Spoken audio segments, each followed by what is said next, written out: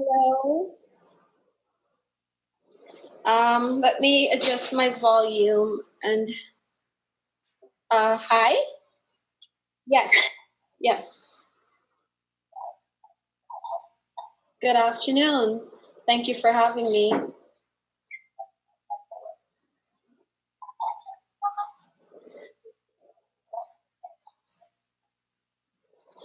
Okay, well, my name is Christine Gooden. My company is called Market Square. It's a full service marketing agency. Some of what we do is ad production, ad management. We do PR. We do social media management. We also dabble in ad creation, such as visual ads and also radio ads. What else? Oh, rebranding. That's a big part of our portfolio. Rebranding of products that are already on the market, but we try to improve the packaging for our clients. And one of the clients we're currently working with to do that for is Rick Sari, which is a locally owned manufacturing company. Yeah.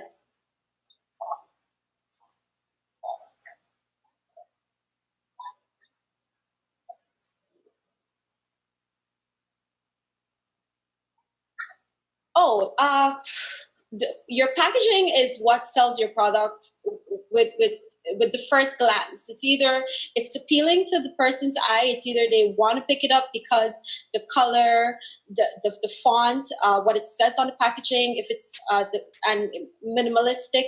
Some people really like that for certain products, and then there are other products where people love to see a lot of colors and things like that. So packaging is important, and more so for the local companies. Why I say packaging is very, very important is to compete with the foreign products that are normally imported and on the shelves. Uh, Customers and human behavior pattern, we tend to just like what looks pretty. So we gravitate to what looks pretty. It's just, we can't blame people. It's human nature. That's just what happens. So in order to have something that can stand up and can represent well and can really stand out of all of the products you might find on a shelf, it's good to have really, really good packaging that would really capture its audience. And also, if you want to have your products exported on the international market, your packaging is also very important.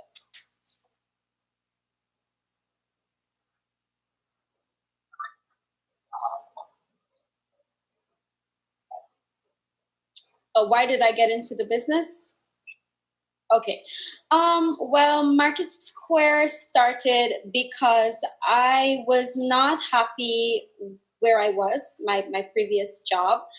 And I was not happy simply because the things I wanted to do and the things I thought was necessary within the advertising industry and marketing industry, I couldn't do that in the company I was attached to. I had to get out of that and start my own company to bring those ideas to life. And I always wanted to get it. I always wanted to get into business. I always had ambitions of becoming an entrepreneur. But circumstances just kept me in a certain position for longer than I would have wanted. And then when I realized that I can do this, I can really um, bring something new and something fresh to the Guyanese market in terms of marketing and advertising. And I can really use this platform to channel all of my creative ideas and the things that I envision for businesses and companies. And you know what? Worst case scenario, if it doesn't work out, but I wasn't planning on it not working out, but worst case scenario, I will probably just have to go back to a 9 to 5. But I'm happy to say that 2 years later, I'm still here. And I know that I'll be here for probably another 20, 30 years. Yeah. Pardon me?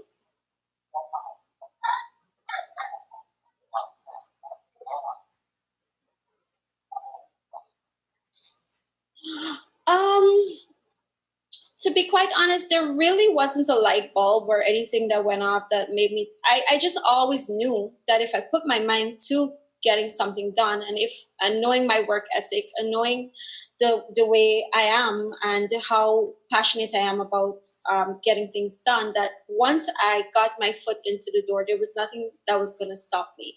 And it just really just grew from there. They say one step after the other, and things just happened by gradually working and being persistent and believing in yourself. And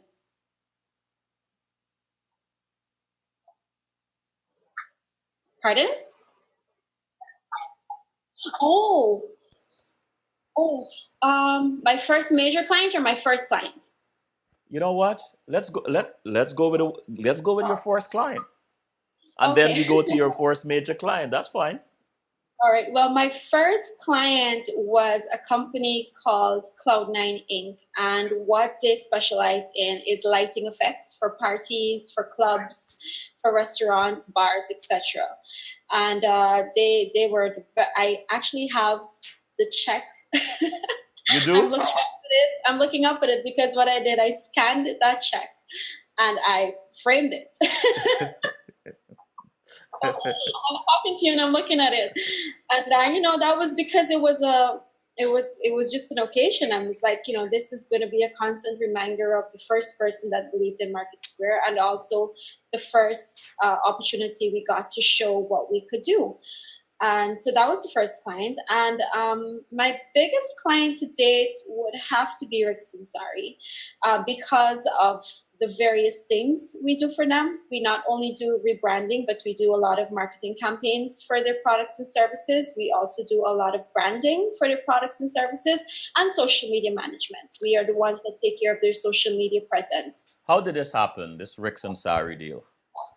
Oh, well, networking, because actually one of the directors, he is a friend of mine.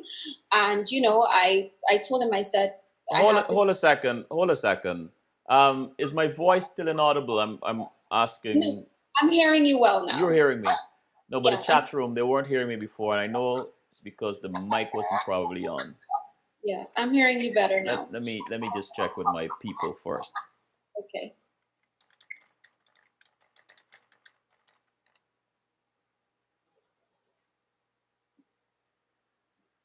So, yes, you're telling us about Ricks and Sari.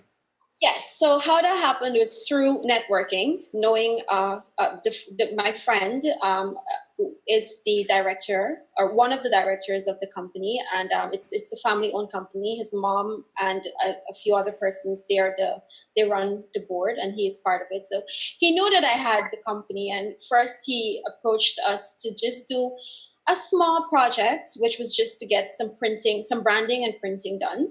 And he was very happy. And then we moved on to actually creating a social media presence for them.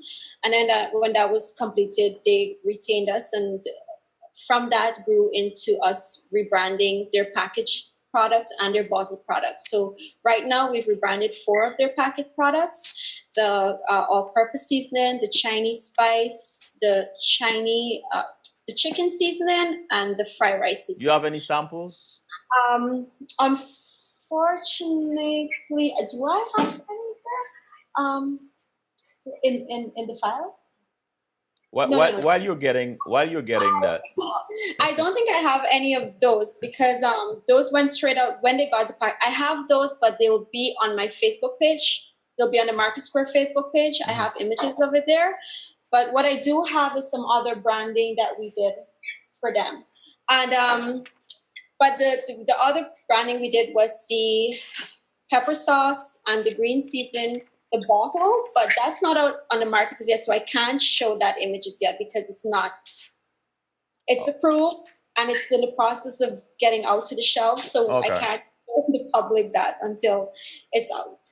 So Or this is just a little bit. This was one poster that we did going to the shops and the supermarkets to highlight the Chinese sauce. wow. And this is another poster we did for the curry, the Ricks and Sari curry. This also went into the shops and the supermarkets. At the bottom, we just stuck in all the other packet items that they manufactured Ricks and Sari. But the main emphasis was on the curry, but we used the opportunity to also highlight a couple of all of their packet products. And it's obvious then that you have good printers in Guyana.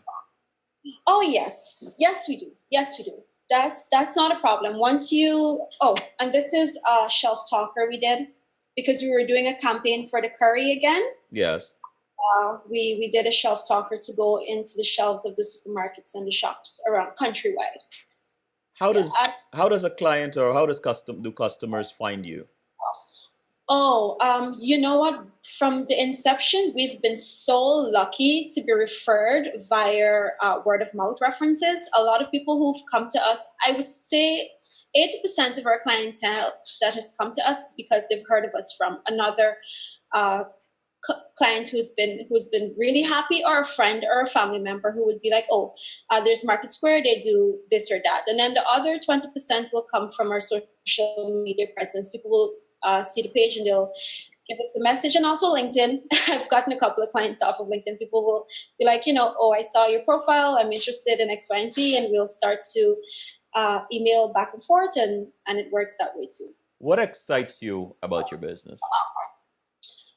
That I get to do different things every single day. It's not monotonous and it's not a drag. And every day we get to think of great new and interesting concepts and sharing those with our clients and seeing the excitement that they have also. And what gives us even more gratification is when we get wonderful feedback. Mm-hmm. When they say the product has done excellent, the product hit the shelves, and we were sold out, or the promotion was really well received.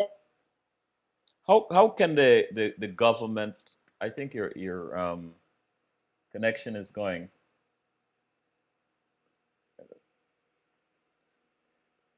Let me take a break while you get that fixed.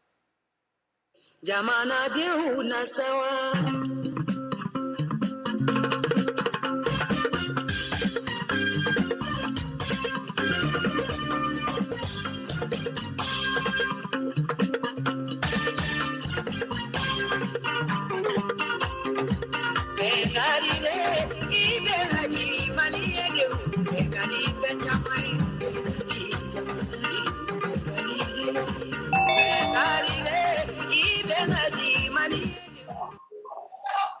All right. Sorry. No, that's all right. That's okay. We listen. We cannot complain. You're coming in from Guyana, and so we are fortunate that we're having such good connection. Yeah. We're getting some background noise. Oh, sorry. I think July just went through the door, so perhaps that's what it was. Oh, okay. All right. Okay. So after being in business for a while,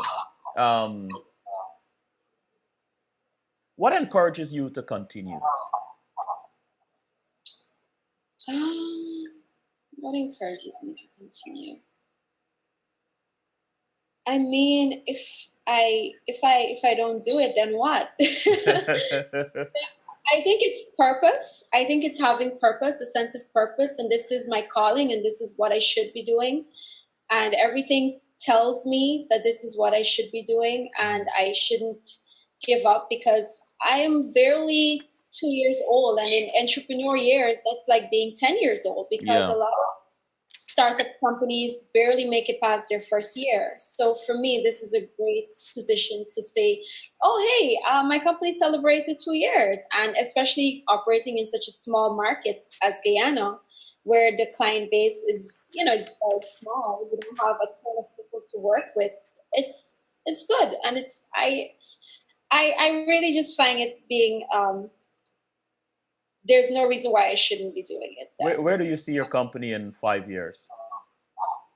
In 5 years, I would really like to be in a position where I am employing more people, because I believe the purpose of having a business is to create employment. It's for social good. It's to assist your economy, the growth of your country, and everything. I don't think getting into business is to be selfish or just for your purpose or your benefits. Mm-hmm. So in 5 years, I would really love to see Market Square in a position where I can have at least 3 full-time staff, and perhaps having 5 to 6 interns pass through per year, where they can learn and gain valuable work experience. Mm-hmm. How can the government or even the private sector help you to get to the next level? In terms of the government, I think they need to liaison um, better with the smaller businesses that are established and see what services they can provide and try to not make it very difficult for us to get in the door when contracts or tenders are being given out, not to just What does that push. look like? Tell us, what does that difficulty look like? For small businesses, Yes. oh, it's really really hard to get in the door. I mean, to be honest, once you would have been established, or if you have a friend, and I'm being very honest. I mean, I'm not even going to kid anybody. If you're a buddy or pals and you're way up there in the higher echelons and you're running with the right crowd and your business has been around for 60 years and you're still using dinosaur technology, you're still going to get hired. And we're here. We're fresh. We're brand new. We're excited to work. We're passionate about what we do, but we just looked over. And I think that now that we have a new administration, I really hope to see a difference in that. So if you had the ear of the Minister of Business and perhaps even the President, what would you say to them? Well, okay. If I can highlight that, I know that one of a friend of mine who's also an entrepreneur, he did some work for the government recently through Ministry of Business, through Minister Gaskin, and I was happy to see that he was able to showcase his talents via, I think it was the Business Expo, if I'm correct, Juby. I think it was the Business Expo, and he played a part in that project. So that was really good to see. But if I were to talk to our president, I mean, I would say to him, because I noticed there's a lot of talk in the media right now where they want to push entrepreneurship and they're asking young people to get into businesses. But I will say, while you're asking us to get into businesses, you have to create opportunities so that we can showcase and earn from the services we're offering or the products we're offering. We just can't be encouraged to establish businesses, but then we're not given the opportunity to work. When you get together with your colleagues, other young business persons, and so on, what are some things you discuss among yourself? You believe that some changes you believe that are critical to your survival and growth in business. Number one would be not having this preferential treatment given to persons who are well established or connected via friendships or other relationships. That's like a top one. For me, the other one would be being given opportunities based off of your famous last name, because that happens a lot. If you have a famous last name, chances are you're going to get what someone who is just as worthy will probably be looked over. And you can't blame someone. I don't have a famous last name, but sure as hell, I can do really good work. And I would like to be seen as someone who can do really good work. So that's another thing that grinds my gears. And another thing I think we discussed is there is a little bit of disparity with how women are viewed and men are viewed. I mean, that's across the entire world, where women are seen as, less worthy of opportunities versus our male counterparts. So that's another frustration. And it happens back home here. If you're aware, you will know that you will be looked over because of your sex. Let me go to the chat room. Nicholas said, "Hello, Christine. I would like to say big ups for your venture. On my last couple of trips in Guyana, I realized there is a huge gap in the marketing industry in Guyana. Keep it up." Nicholas, again, what does Christine enjoy most about marketing and the marketing process? What is the last question? What do you enjoy most about marketing and the marketing process?